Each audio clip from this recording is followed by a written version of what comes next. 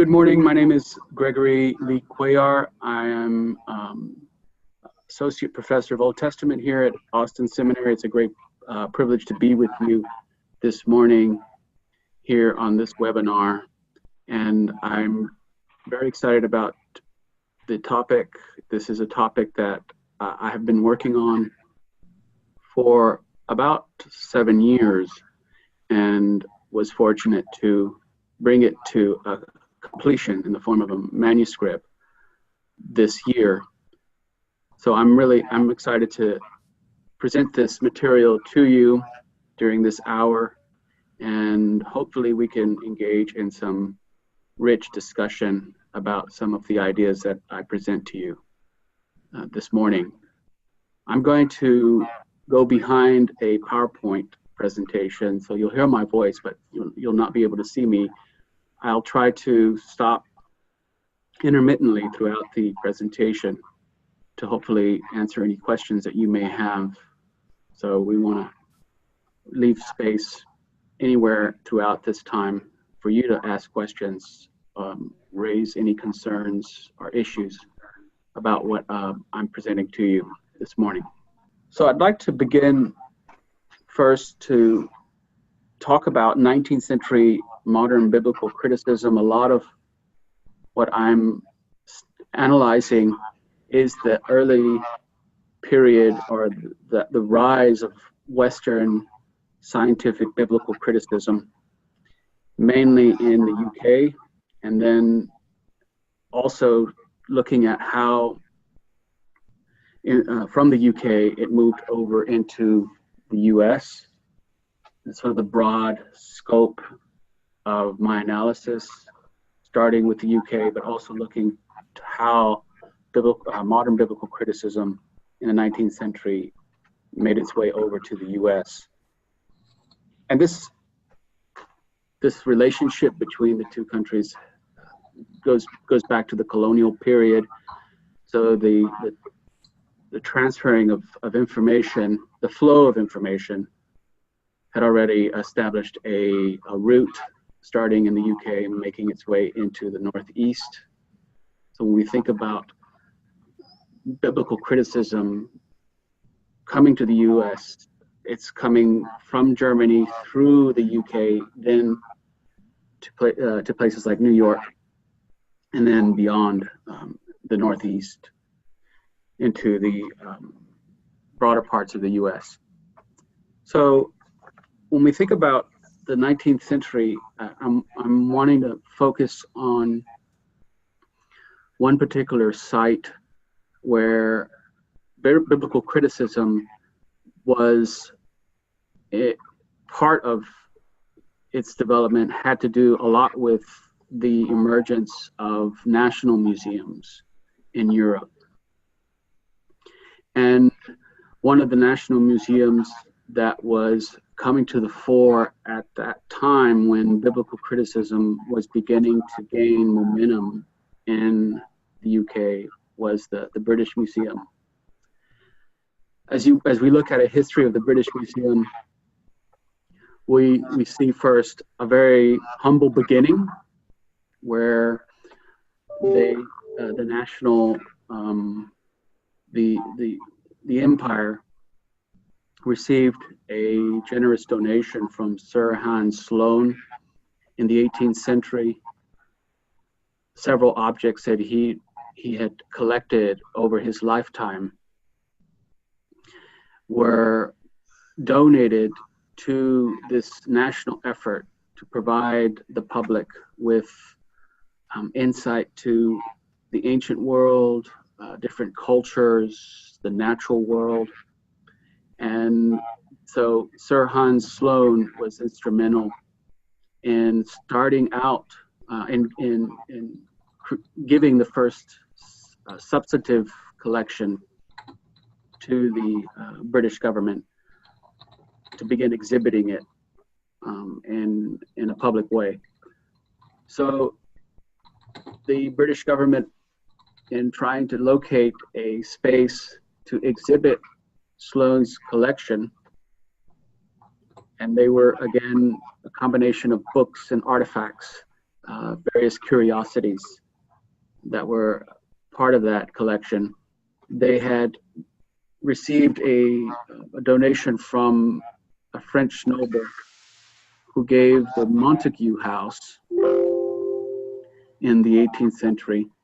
And it was there that the British Museum had its beginning, in this repurposed summer home for a French noble called the Montague House. And there you can see in 1759 is when they first opened for study and public viewing. Here's some various angles that I've been able to capture just looking at multiple publications where you have metal engravings of the Montague House. And here, this map shows a bit of how the museum was divided. And again, these are the beginning moments of museum studies, the approach to organizing artifacts, the approach to exhibiting artifacts for public viewing. So that it's still very rudimentary at this stage in the 18th century, but you could see how it's being divided into these various spaces that would make up the National Museum. In the 19th century is when the British government initiate a very ambitious building project to construct a sizable national museum on the site of the Montague House. So in doing so, they demolished the Montague House and constructed a very large structure that took several years to complete.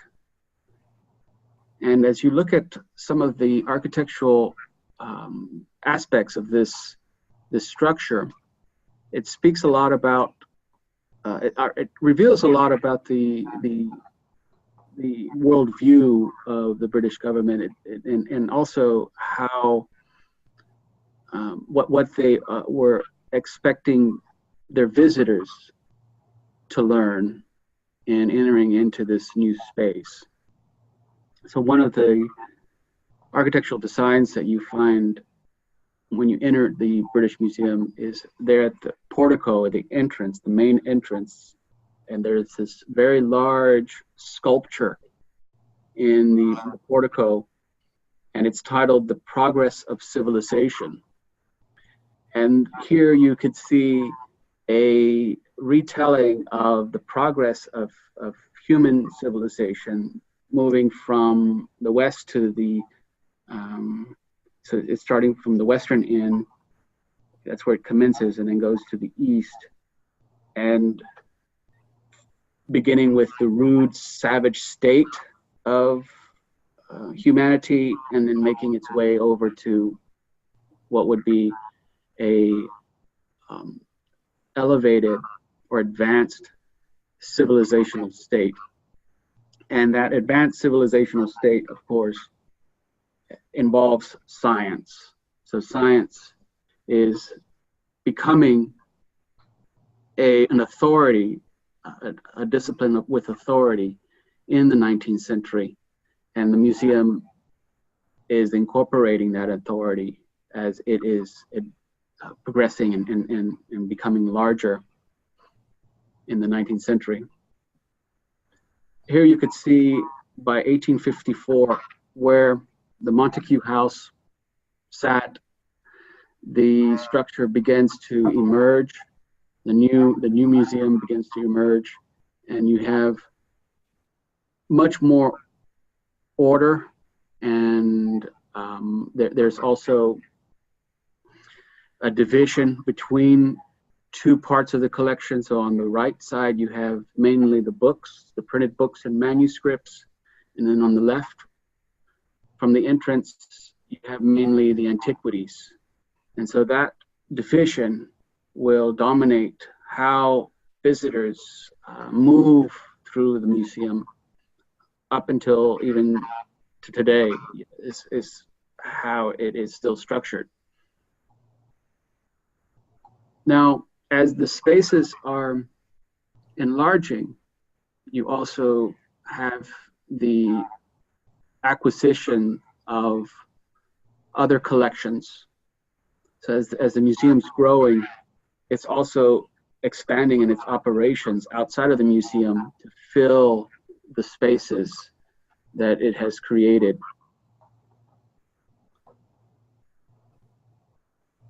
So I'm just going to quickly take you through what I've been able to do in terms of a reconstructed tour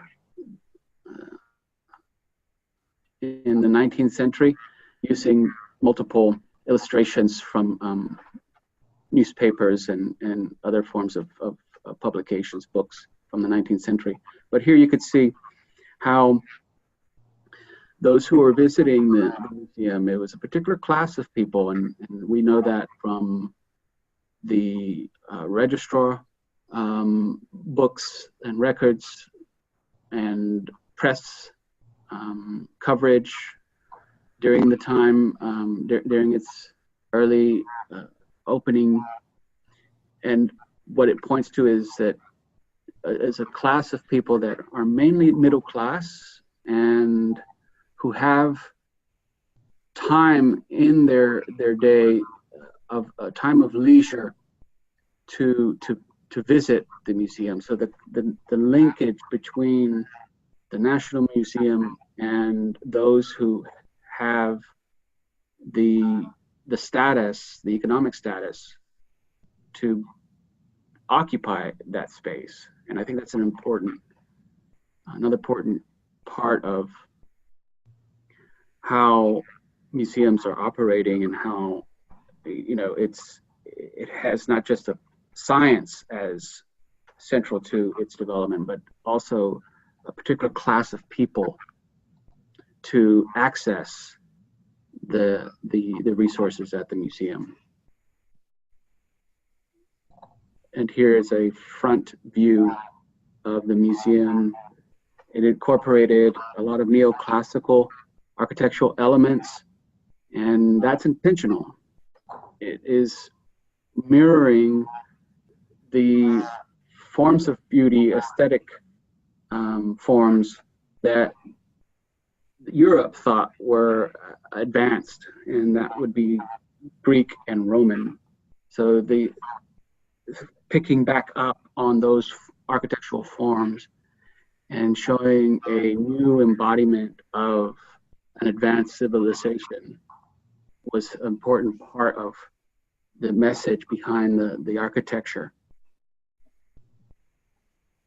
And so as you entered in to the British Museum, you were immediately given a guidebook. You had a map.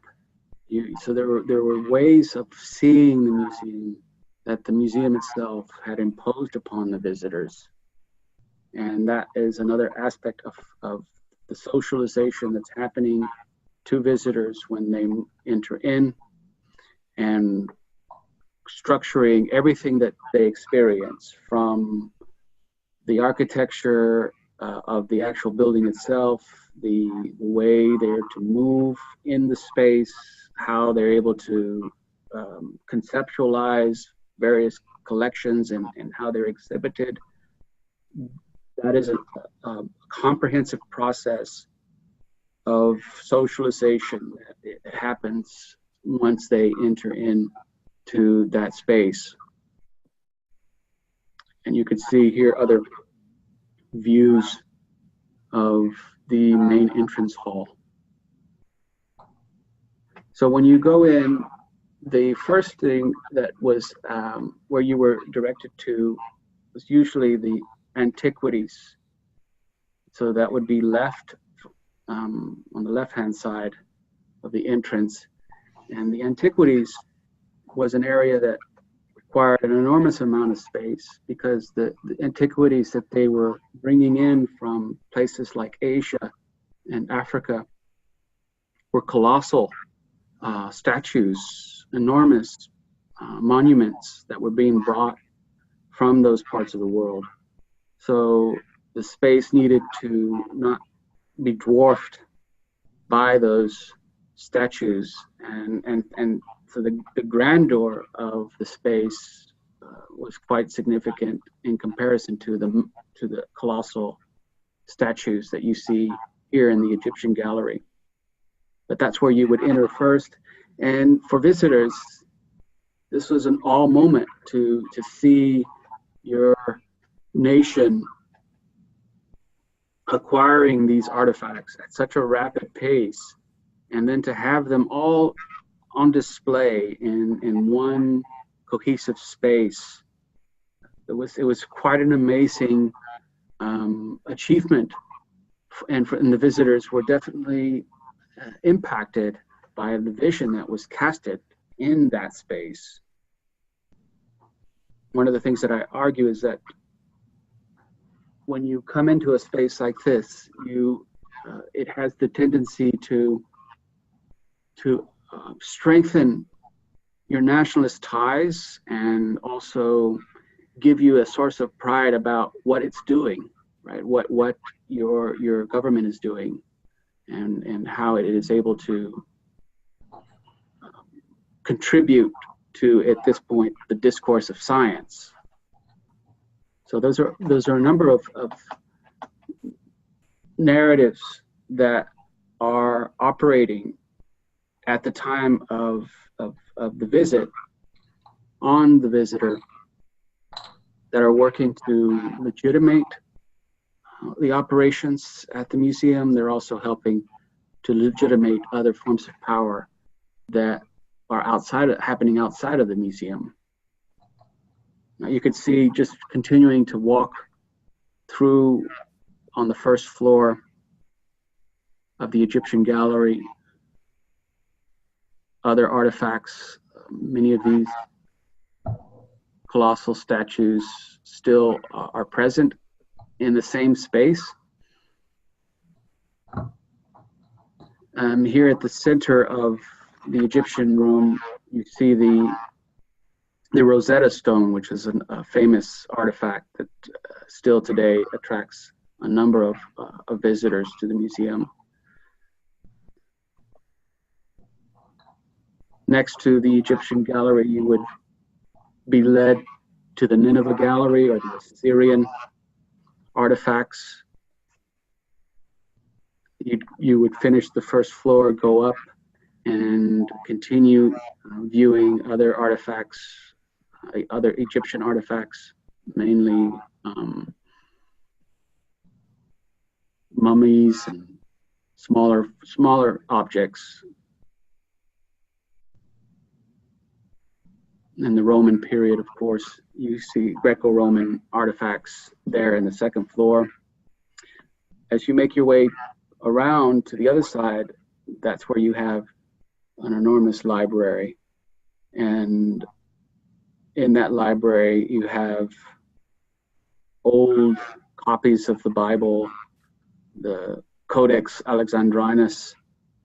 You have rare manuscripts. This is also a sight of awe to see knowledge on display in these spaces, the visitors that would go through.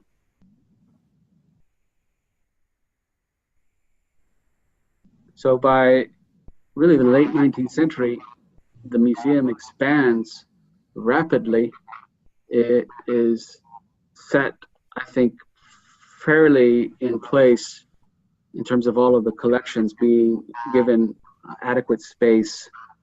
And there at the center, you see the reading room, which is built in 1857.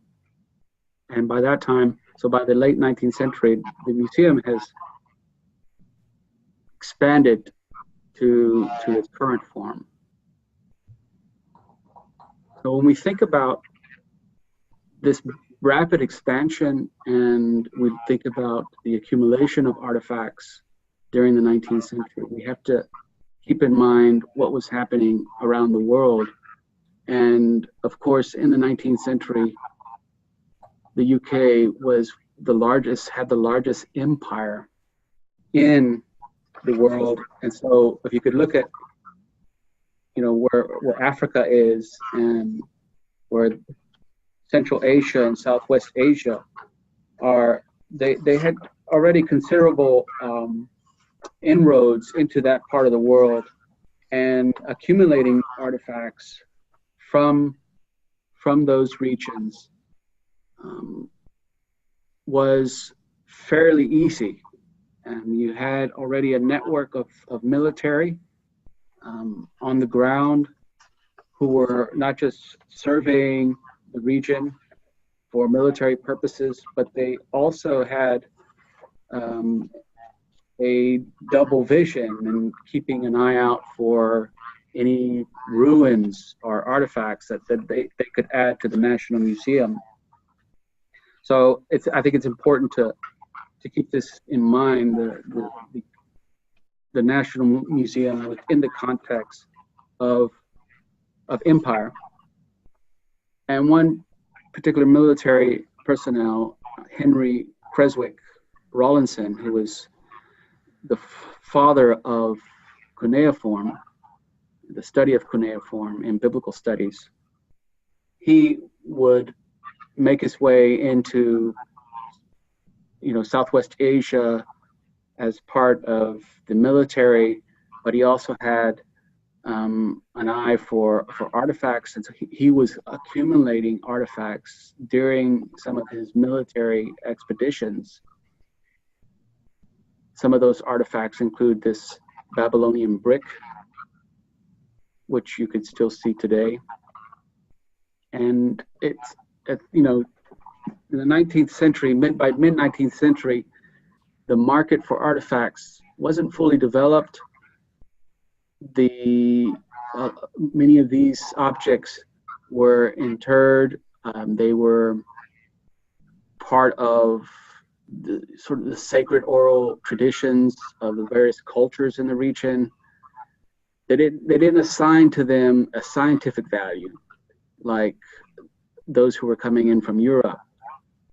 They had a different framework that they were operating under, whereby they saw objects as part of a evidentiary process, as bringing support to particular arguments that were being made about certain cultures.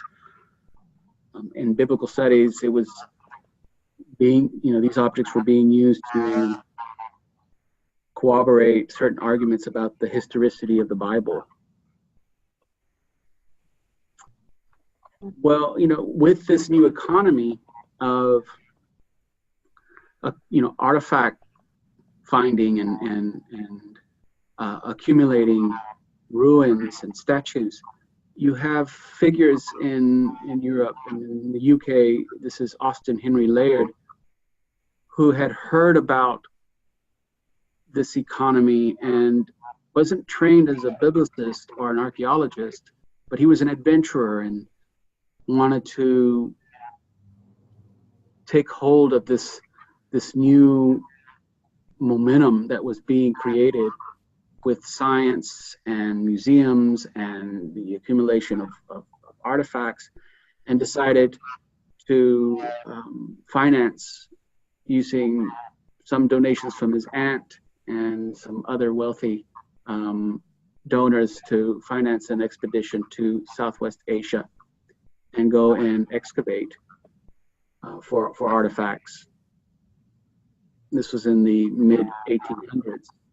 These are several publications that came out later in the 19th century describing his adventures in places like what is modern Iran and Iraq. He would dress in the local dervish dress, disguising himself as being one of the locals. So you could see in his publications how he had reverted to this tactic as a way of surveying the land and not being suspicious by the locals as someone trying to acquire ruins or artifacts or objects. So there was a clandestine element to these sorts of operations, and that they weren't always operating with transparency. So this is something that comes out in the history as we're contextualizing the expansion of the museum and the accumulation of objects, and those who were involved in that process show some relationships of power and assumptions that I think are important to understand. And as we think about artifacts that shed light on the Bible, that's one aspect, but there's also the broader context of how those objects make it to that space that is creating those connections. These are some other publications of Laird. Again, here he is dressed in the local dress, disguising himself, trying to operate under a particular radar, right? Where he's going in at night, mainly excavating ruins, sometimes with a firman, sometimes without a firman, and trying to find artifacts to help enlarge the National Museum. The areas where he was concentrating mainly, this is an area here that he was quite successful in finding large statues and reliefs from the Assyrian period. And the Assyrians, the Neo-Assyrian Empire, were thinking about the 8th century BCE. In his publications, you could see how the excavation and the removal of these artifacts occurred. And here he is there at the top supervising this entire archaeological dig. This particular palace, the Sennacherib Palace, was found at night without the appropriate permission, and it wasn't until after he had acquired the legal permission to excavate that it became an operation in daylight, done in daylight. But this is something that you have to see in context as how it arrived to this point where you mobilize an entire labor force to begin extracting these artifacts. And a lot of those who were part of that labor force, these were local workers, not fully aware of the economy behind accumulating artifacts and what their purpose was within that economy.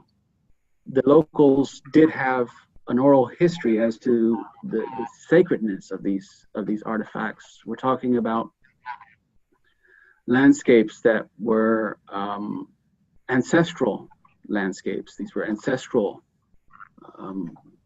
burial sites. And so attributed to those burial sites was an enormous amount of sacredness, a religious meaning. And so that, I think, is often lost in the narrative as we look at artifacts in the museum. There's also the local perception and understanding of those ruins that we don't often hear in the descriptions. So here again, you could see how these colossal statues are being removed, and then using a large wooden wagon or cart, how it's tied to it, and then this labor force is dragging it from its original site and making its way over to the British Museum. And I find it just interesting in 19th century illustrations to look at those who are on the periphery, seeing these artifacts leave their original site and imagining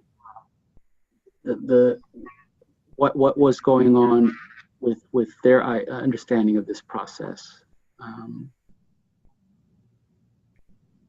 And here again we see the continuation of the journey of these artifacts to a British ship, and from there they were removed and made their way over to the British Museum. So here you can see that same colossal statue, and these various publications make its way from its original site to the entrance of the British Museum.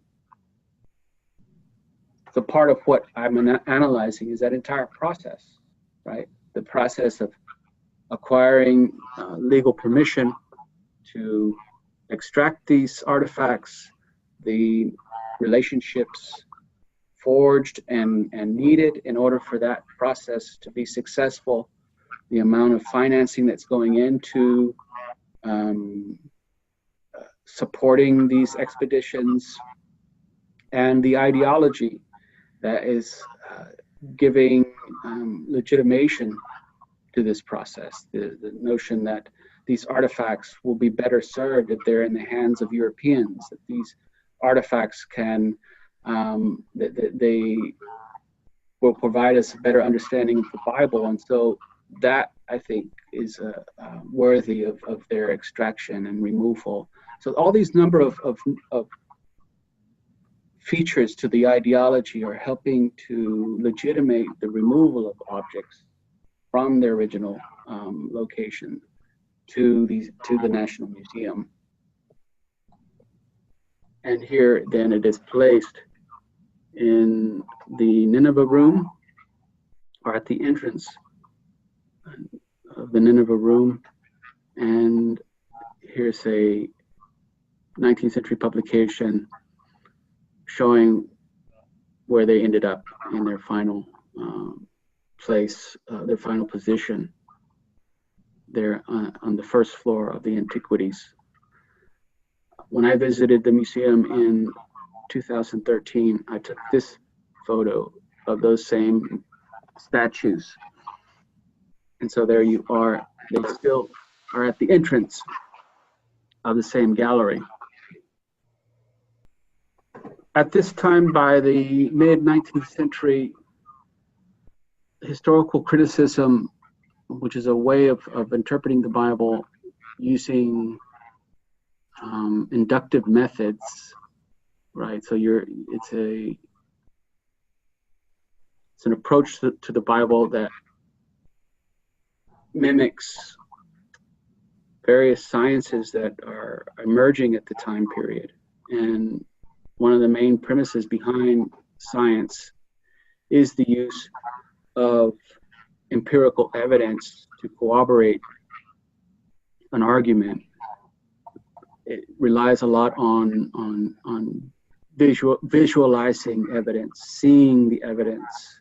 So whether it be in medicine using the microscope, or whether it be in the natural sciences having flora and fossil as artifacts, as evidence to certain arguments that you're making about creation and about nature. Within the study of the Bible, historical criticism or higher criticism relied on artifacts. So it relied on monuments and inscriptions and statues as a way of proving certain historical events that we have mentioned in the Bible. So this is a scientific move. And this is a new strategy, a new approach to Bible. Prior to the 19th century, dominating the study of the Bible was, of course, the Christian church. and an appeal to theology, intertextual readings of the Bible, looking at the Bible, looking at a verse in connection with other verses, allegory. There was a way of teaching and reading and studying the Bible that happened and occurred mainly within the church. Here in the mid-19th century, that's shifting, where with the emergence of historical criticism, you have these national museums providing the evidence that approach relies on in order to make arguments. They're pulling the study of the Bible away from its previous location of study, the church, and moving it now into a separate realm.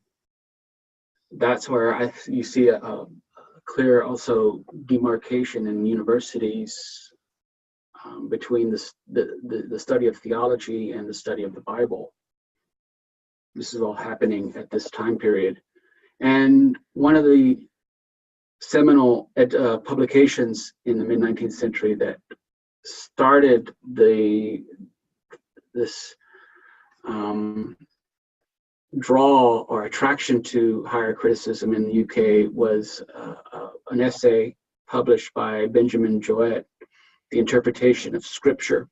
This was a very controversial volume of essays because it was appealing to the scientific approach to studying the Bible as a viable and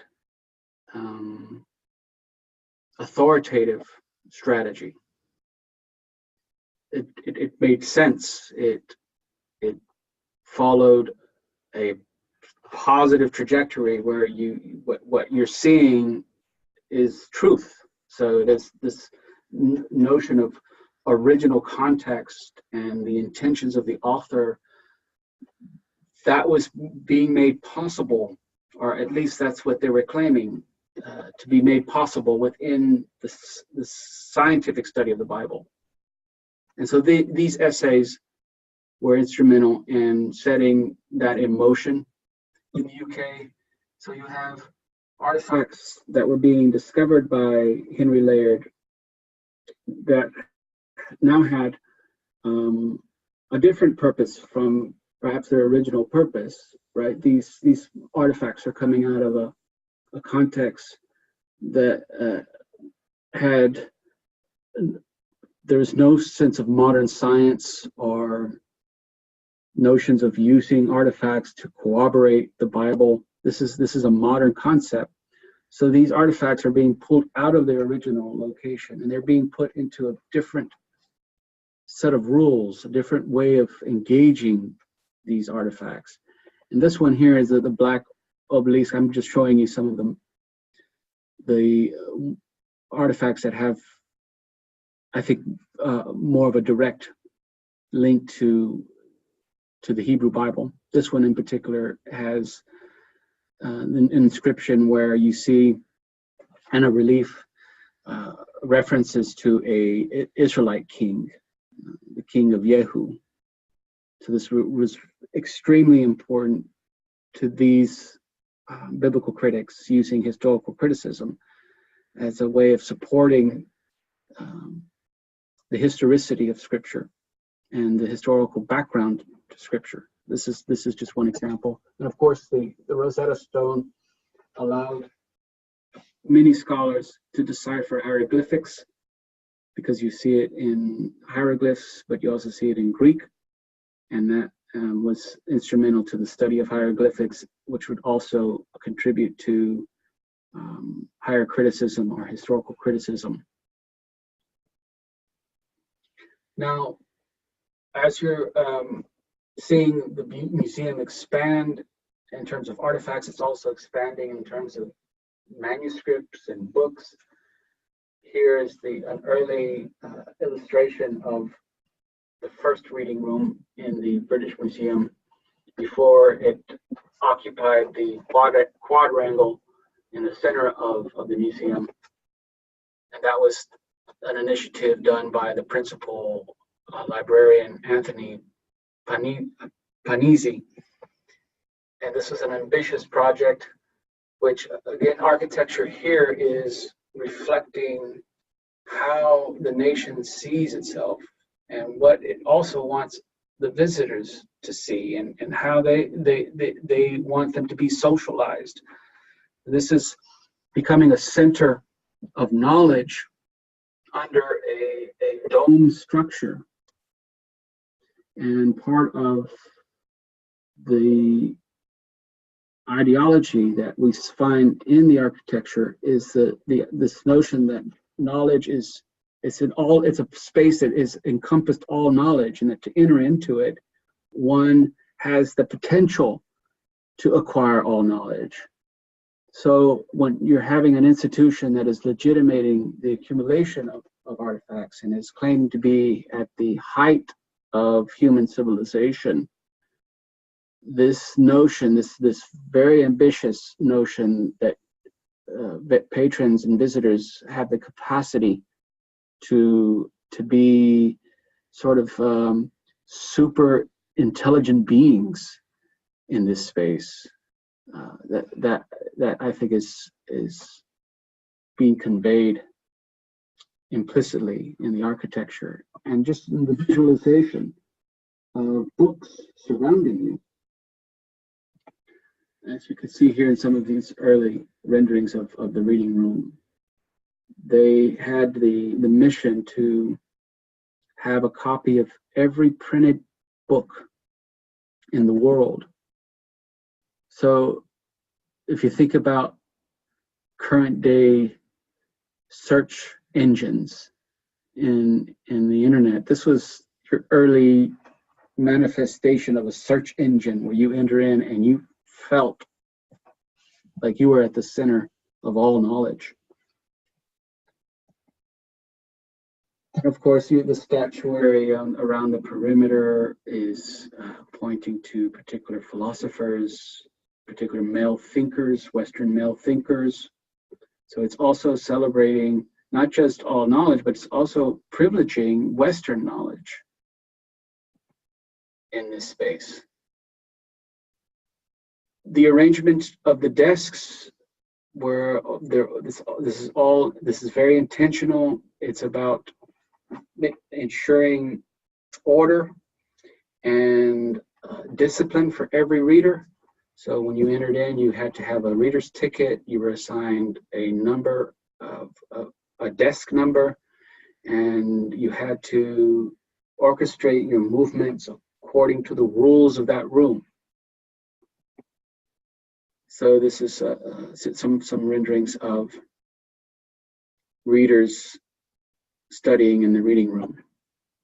At the very center, you have the catalogs, and these catalogs were extremely important because they ultimately became the standard for how libraries across the world would catalog their books and organize knowledge.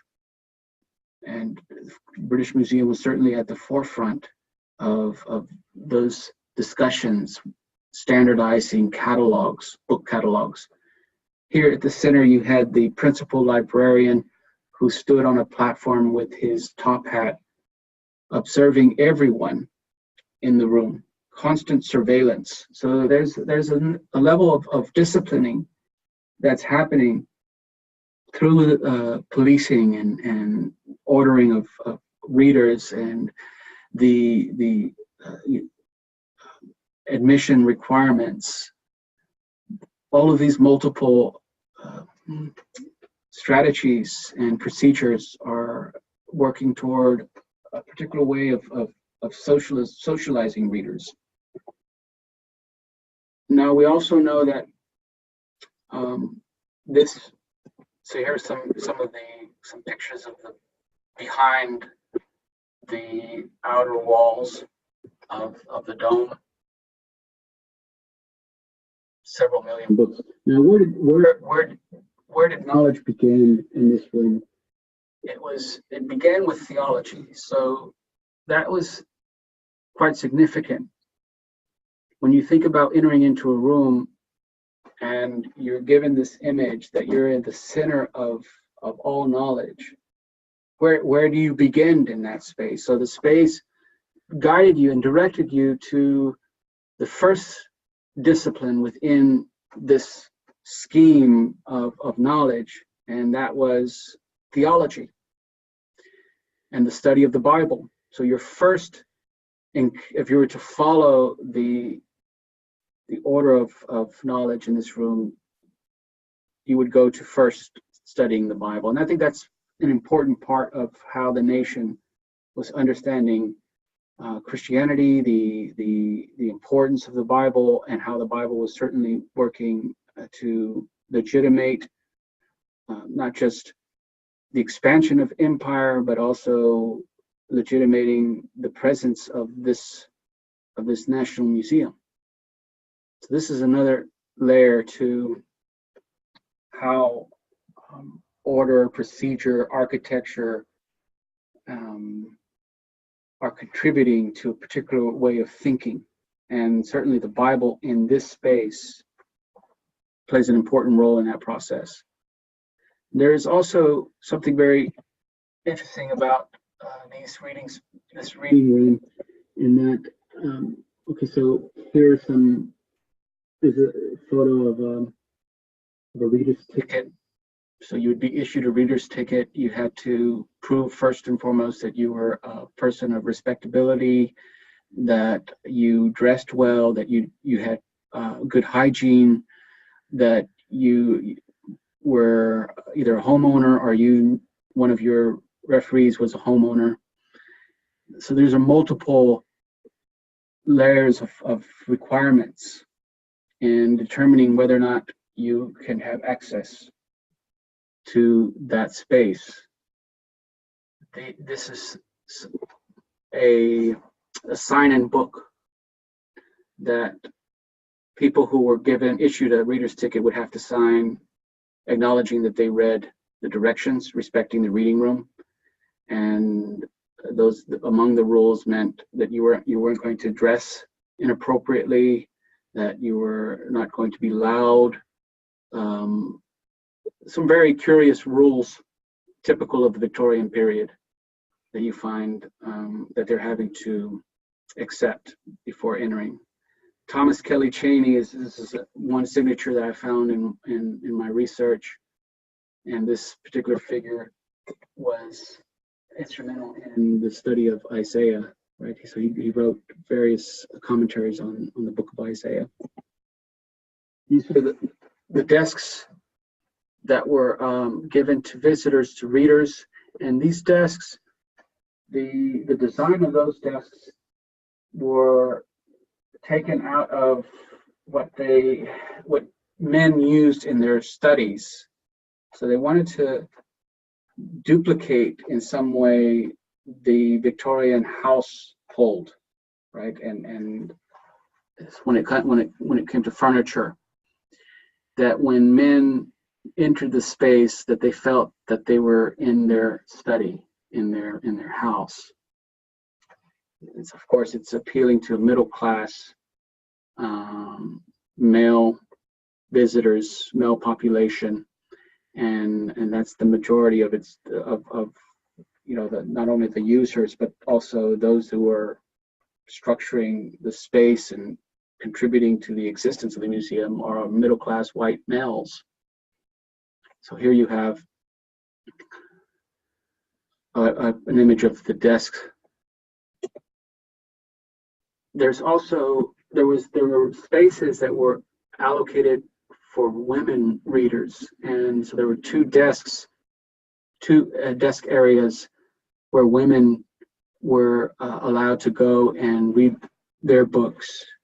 And of course, it wasn't expected that women would be contributing to knowledge in the central part of the room or in the broader part of the room, that their purpose in the room was mainly to engage popular novels, leisure reading, but nothing of serious study. And that, typical of the Victorian period, and how you're dividing public and private, and the private sphere being the domain of the woman and the public being the domain of the male. So that's playing into how they are organizing readers. And we're thinking about female readers reading at the women's tables, and here at a space that conveys this sense of all knowledge, and yet you're imagined outside of that, what that does to a discourse. So if you're entering in as a biblical critic and you're using the theology section, the room imagines in that process a middle-class male engaged in that activity, but not a middle-class female.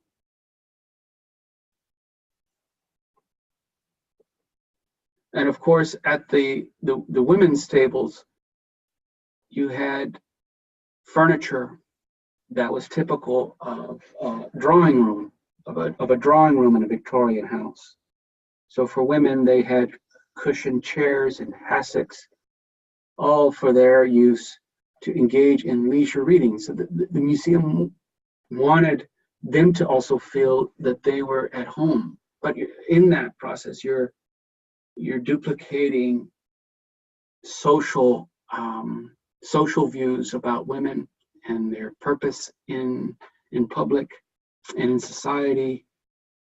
You're also encouraging, or you're reinforcing the role of men in that society. So those are some elements that we find in that space. Of course, with that, those who are going to dominate biblical criticism in the 19th century are white men, and they will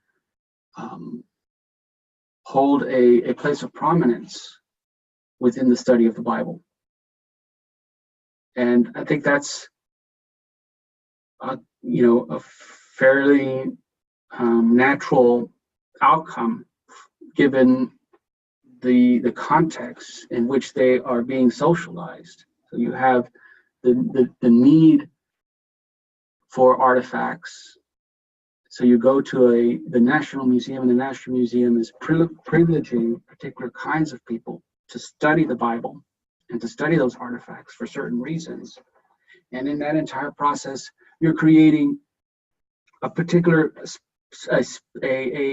profile of who is able to study the Bible, who has authority in that process and in that role. And as you look at the literature in the 19th century, of course, you're going to find very little literature being produced by women, although some female figures do assert themselves and in an effort to try and show their equality in terms of intelligence. But the society at large, the social system, and the discourse, the guild is, of course, working to marginalize female voices. So the book that moves from the British Museum to then two particular critics, biblical critics, Brooke Westcott, B.F. Westcott, a New Testament scholar, and I study a bit about his use of the reading room and how he was being socialized in that reading room. And of course, he's being drawn to the Codex Alexandrinus. His study is mainly textual criticism.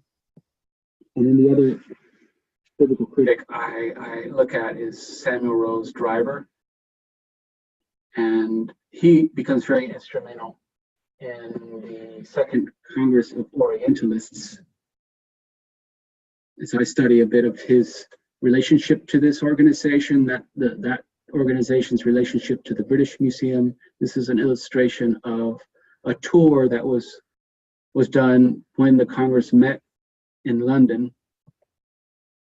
And the tour guide was Samuel Birch, who is at that time was the keeper of antiquities at the British Museum.